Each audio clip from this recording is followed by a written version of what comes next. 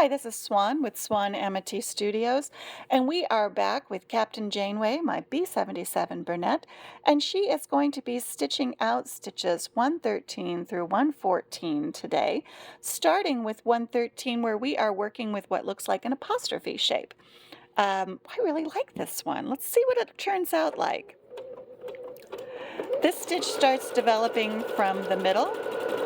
And so we're really watching that center line go into the presser foot right on the center there, especially because that apostrophe-like shape has a big curvature in it, and it makes it a little hard to watch the shape develop.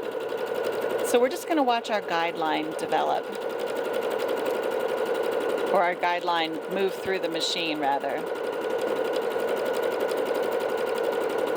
Now, as our apostrophes are finishing up, I just want to mention that once again, we do have the walking foot attachment engaged, and that's helping everything move through nice and evenly. We're going to stop there. Those look like pretty nice apostrophes.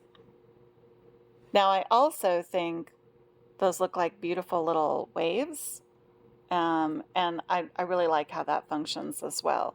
So whether you use them up and down or turn to the side, great choices, really lovely. And those satin stitches are building out pretty evenly and beautifully. Very happy with that. Let's mark this one. This is 113. This is the default, and we are starting from the midline. Let's go ahead and build 114. This is one I really like. I've been kind of excited to try this one out. Let's go ahead and drop down. We're building from the left-hand side. So we're going to watch our guideline develop or move through the machine on the left-hand side while the stitch develops. And as it completes each one of our little, I keep thinking of these as lightning bolts, it pops back to our starting point.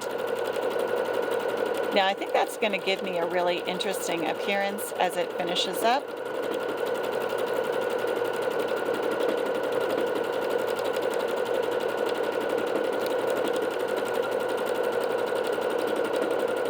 I like how small they get. I'm already thinking this would be really fun on a seam line. And let's stop that one there. And we did land with some really nice, I'm just going to call them lightning bolts. I think they look great as lightning bolts.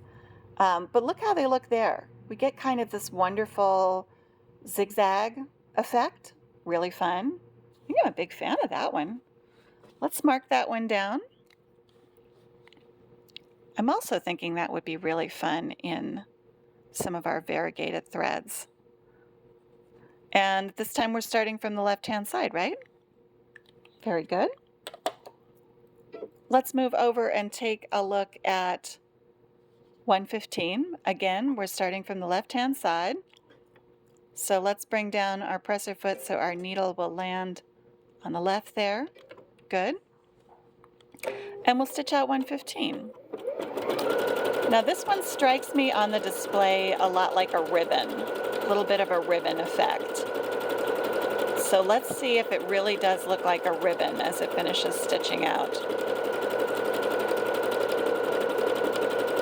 And remember, like, one of the reasons we buy machines that have a lot of different stitches on them is so that we can dress things up just a little bit.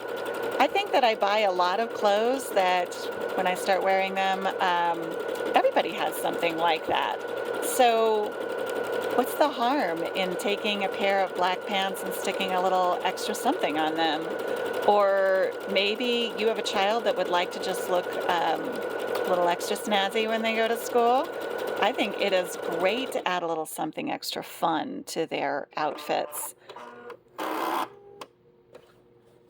Oh, now see, that does look a lot like a ribbon. I'm pretty happy with that. I feel like a little bit of a barber pole effect, right? Nice little stripe. Looks good both up and down and side to side. And I think that would very quickly become a favorite of mine. So I like 115.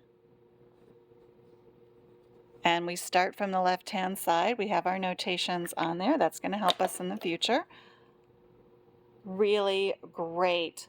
So come back and see us as we stitch out 116 through 118 in our next video on our beautiful B-77 Bernette and see what we get from that.